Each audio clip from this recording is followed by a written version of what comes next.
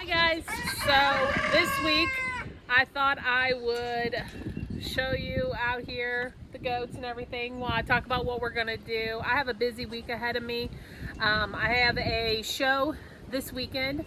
It is also the first of the month. I do inventory on the first of the month, so I'll bring you along for that, how that process works. I also have to make some face cream. I've sold all that I have. I need that for the show. I will also need to touch up some of my displays and figure out how I'm going to set things up.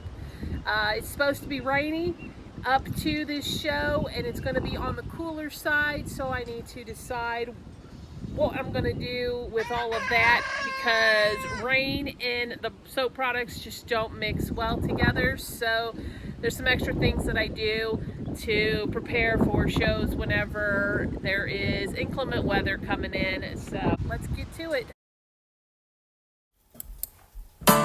Twist I Farm. Twist I Farm. Twist I Farm, where gold milk dreams come true.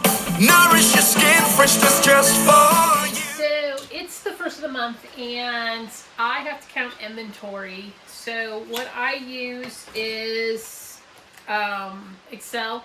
I have a sheet made out. I print it off. After I tally everything up, I take it into the computer. I punch all the numbers in, and on the end of the last sheet here, you can kind of see, it'll actually calculate my value of my inventory for me. I've got it all programmed in there. I do this for my completed finished products, and I also do this for my raw materials. This helps me to know what I need to make for the upcoming month. I actually plan quarterly for products to be made, and I've been doing it long enough that it has been pretty successful for me doing that. I can kind of budget out my time better for what I need to make each week. So I'll be doing that next week. So I'll bring you along whenever I do that, whenever I decide all the items after I punch in the inventory of what we need to make. And then I have a show coming up this weekend too, and I should sell a good amount of product from this show. So between all of that, I'll reduce my product down, and I will be really low on soaps, and I'll probably be almost out of lotions. So, but it's nothing fancy about this. I take a box down, so each of my bars has a box that it's in. I just go through here, I count them, I do not take them out. I like the clear ones so I can see what's in here and I don't have to take them out. So 2, 4, 6, 8, 20.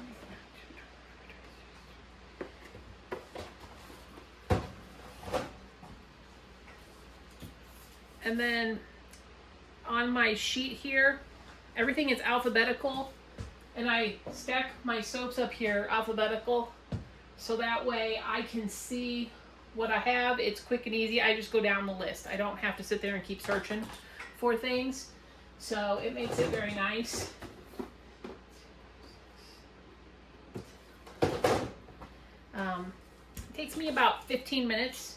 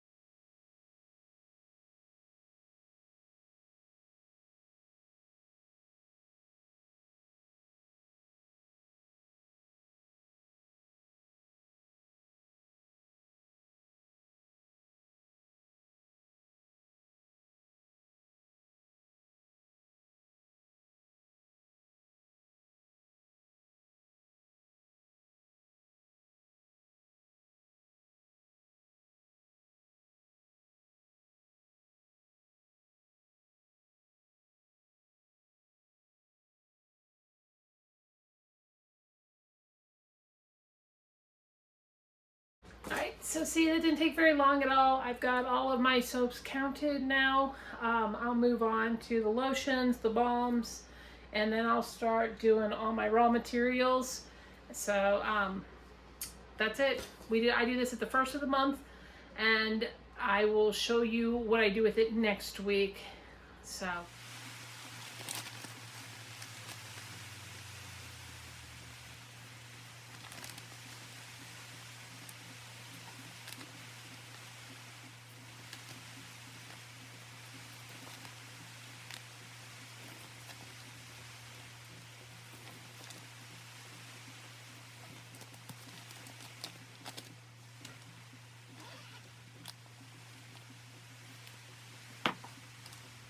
Okay, so I'm gonna make some of our face cream. This is a very popular product. So in this pot right here, I have goat's milk and I've got glycerin.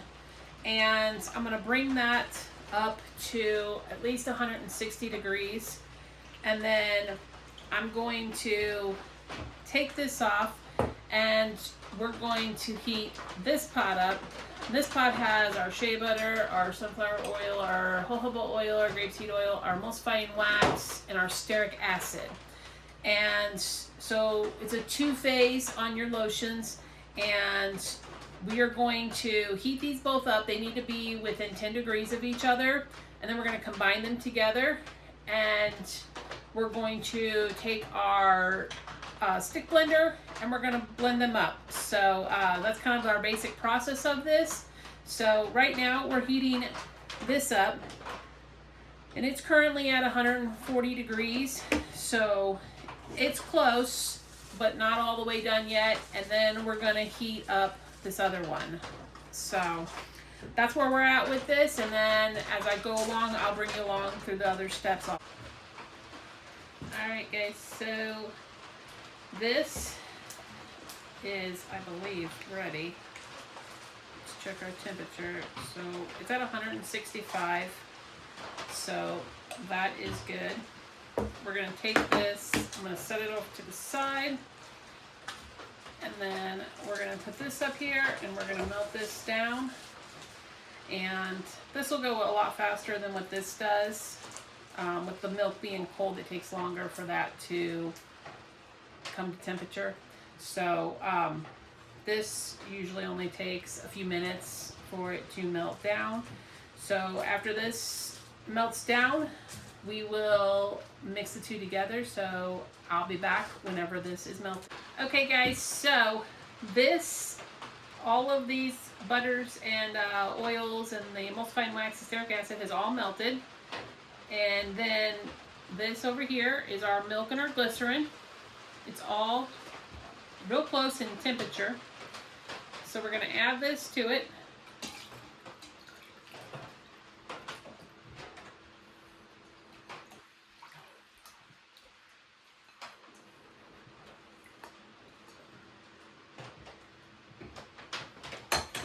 And then we're going to blend it with our immersion blender.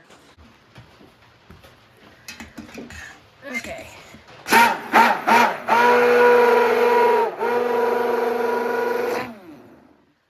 So you need to mix this for 2 solid minutes whenever you put these together at first. And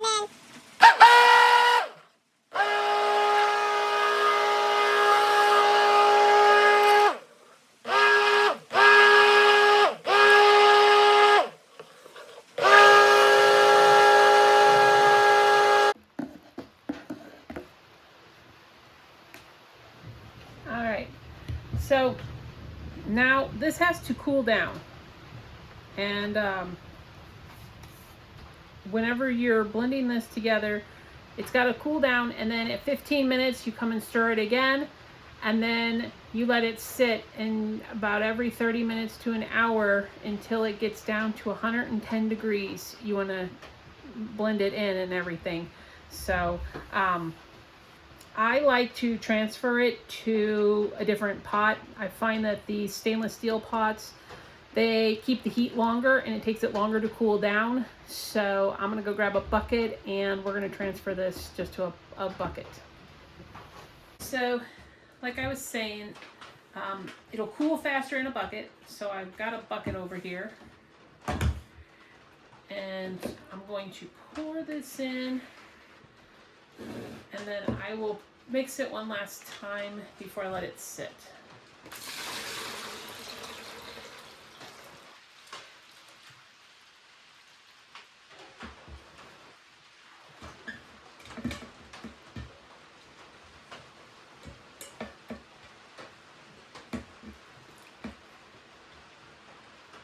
So as this cools, it'll start to thicken, and you can see how liquid it is right now, but it'll thicken up as this all cools down. So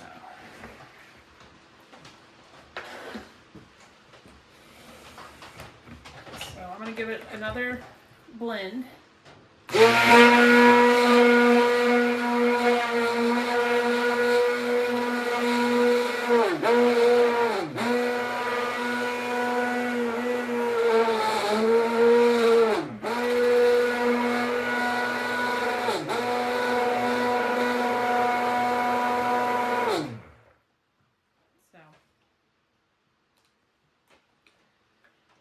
Now we'll just let that sit. You don't want to cover it because you're not wanting to build up the condensation. It'll trap the heat in there. So you want to leave it sitting until it drops below that 110 degrees.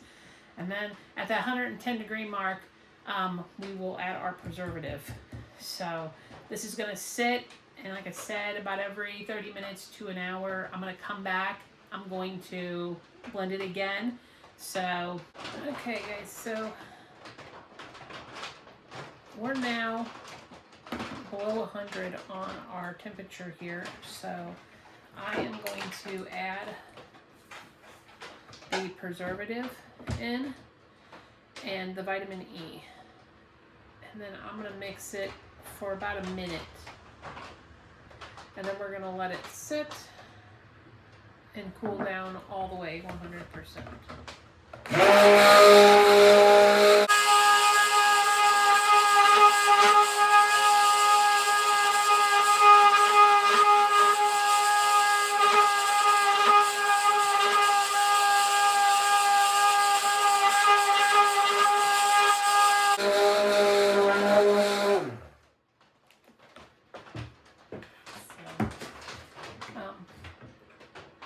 I like to use the immersion blender to mix in the preservative. I want to make sure that it is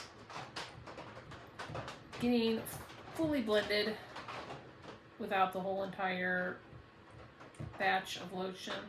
So that's why I use that. So it starts to slightly thicken at this point. And this face cream is not a heavy lotion. It is lightweight lotion for your face, so it doesn't get really thick anyways, but this is still liquid, and it'll cool down and it'll thicken up. And then I will actually package it up tomorrow. So I let it sit. I always let my lotion sit 24 hours before I package them up. That way I ensure that they're all the way fully cooled down, because this bucket is still warm.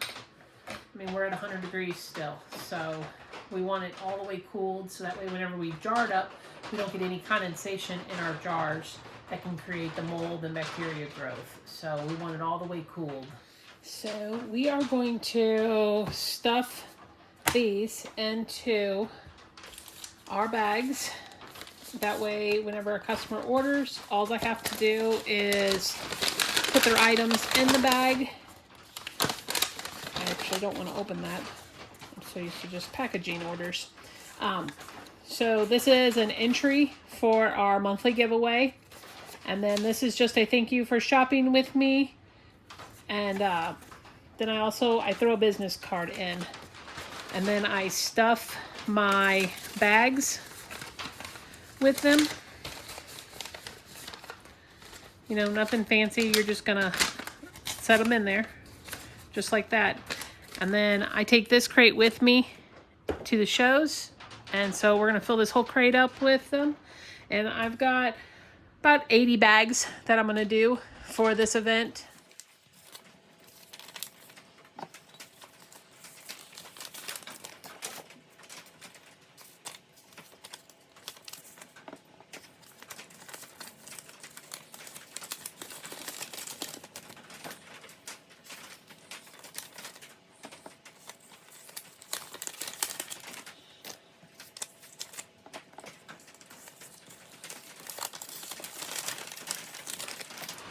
Alright guys, so it is the next day.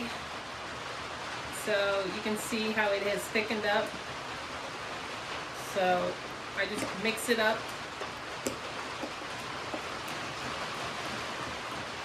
And then I put this into our bottle filler here. And then we will do the next.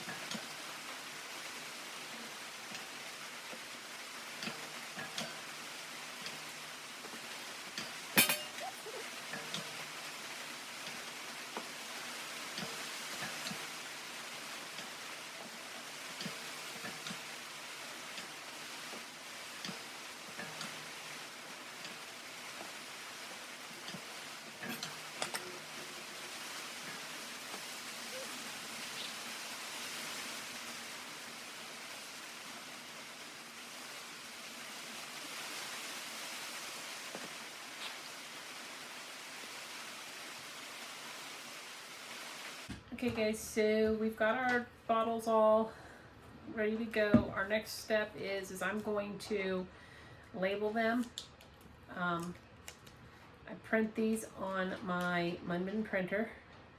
They're just thermal labels. And I do a 2x3 size, but then I cut about a 1/4 inch off the top and the bottom to make them fit on here and where they look nice. 2x3 is just a little too big for these jars. So, but, you know, these will turn out nice. They tend to hold up pretty well. So, it looks nice on the label and everything. So, if you're in the market of doing labels for things, labels can get expensive. When I first started, I was printing them on Vistaprint and buying sheet labels, and I did a couple of rolled labels, and oops, golly, I'm dropping it. And there are cheaper places that do labels, and then there's also the option of buying the online label sheets and using them. The ink on the printer was the next issue. I do have one of those fill ones where you fill the colorants into the printer. I have a Canon version. I don't have the Epson one. But it does work good. I do print all of my soap labels on cardstock on that. But every time I buy labels and I print them on there, I don't like the quality. I don't find that it's a crisp, clean image. So that's another reason why I don't like printing on those label sheets. I found that the image quality was poor. So after I bought my printer, there's a couple of soapers that I was watching on YouTube and other socials, and I found that they were just using the thermal labels on their printer, and I decided to give it a shot. Now, if they sit in the sun out at markets, I will have to pull labels off and I will have to relabel because the sun does damage them with the heat. So I try to keep everything in an area where they're not on direct sunlight to get that effects from the sun. Another thing that I noticed, if it's too cold outside, when I get later in the year and early in the year, like right now, if I do an outside market, I have to watch my labels because I notice that they can get wrinkles on them. Not a huge big thing, it's usually just a small little wrinkle somewhere, but those are the only downsides that I've seen with this. I've not had customers tell me they don't like the appearance of them, so I haven't had any complaints like that. So whenever you're talking, these cost about 1 to 2 cents to print per label, so I'm not having to increase my cost of things due to packaging. That's a big thing. The areas I tend to sell in, I'm not in big cities.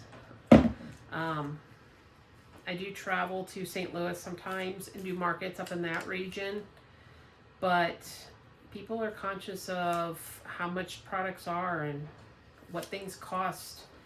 So I try to keep things affordable for everybody without having super expensive packaging.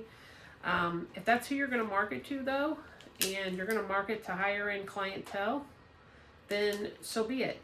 You probably want to spend that extra amount and you want to get all that extra packaging to look very pristine, and you're going to want, you might even go an option of having your labels already pre-printed on your bottles. I mean, all that stuff adds up in money though, so you're going to have to charge more for your products, and that's considered luxury in this stuff. So, I mean, if you're just targeting your locals in your area and everyday things, I found that they don't really care about the over complexities of some of this stuff. They tend to be just fine with simple.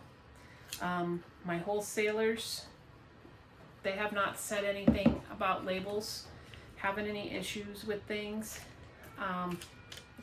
When I was doing boxes a couple of years ago, I did have wholesalers telling me that the boxes were getting damaged and dirty on the shelves. I had white boxes and they didn't like that, and so they would ask me for new boxes and new labels about every couple of months because they didn't want the boxes being dirty on things. So that's something to consider. I don't shrink a lot of things, but these we will shrink wrap. The reason I don't shrink everything is just, again, the thermal labels. Thermal labels, when you're using them, the heat from the shrink wrap on the bottles is going to damage your labels. So you have to be very careful on shrink wrapping with thermal labels. If you're going to shrink wrap first and then put a thermal label on the outside, definitely you can do that.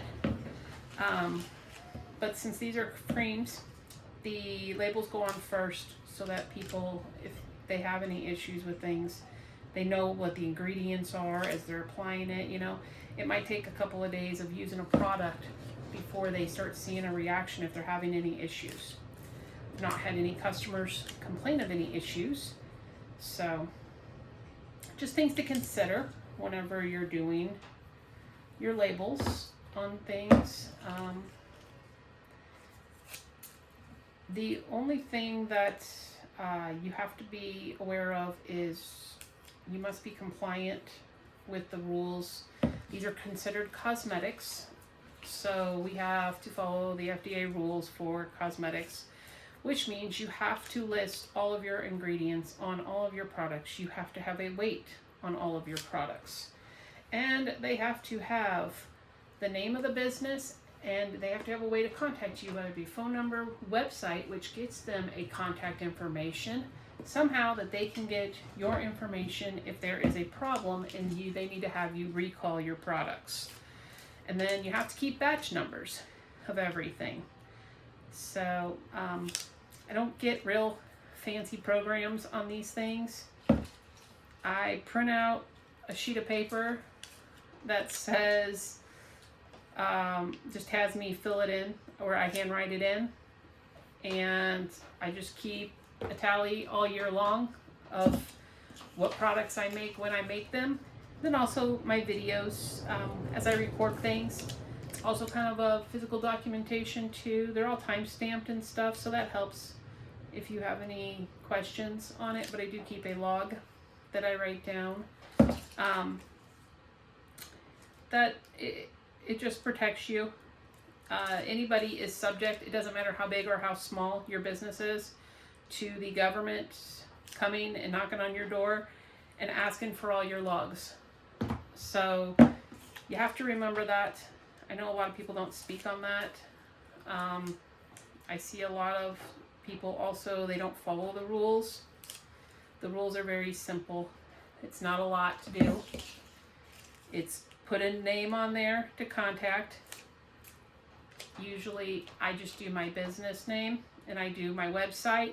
On my website, they can also, there's a contact me with information on there, and that passes on that end. Ingredients. All my products have my ingredients listed on them. They also have the QR code and the website listed, which will list ingredients for everybody to, you know, in case there's an allergic reaction. You never know with what people are going to have issues with. So just be aware. Look up the rules if you don't know what they are. They're just a basic Google search will get you the information that you need in regards to those. So these shrink bands are a little bit bigger than what's actually needed for this, but they work, so I'm going to use them instead of buying right now some new ones. But the next time I buy, I will buy smaller ones. But I bought these for some bigger jars, and I don't use bigger jars anymore, so that's what they're from. So I'm just going to use up what I have. If you've never used a heat gun, you work fast and you keep it moving.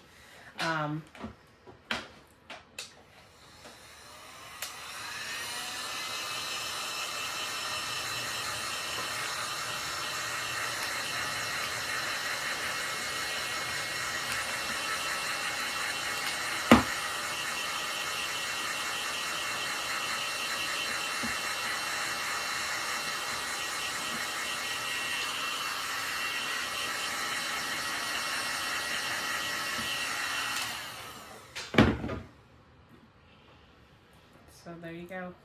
It's very simple. So.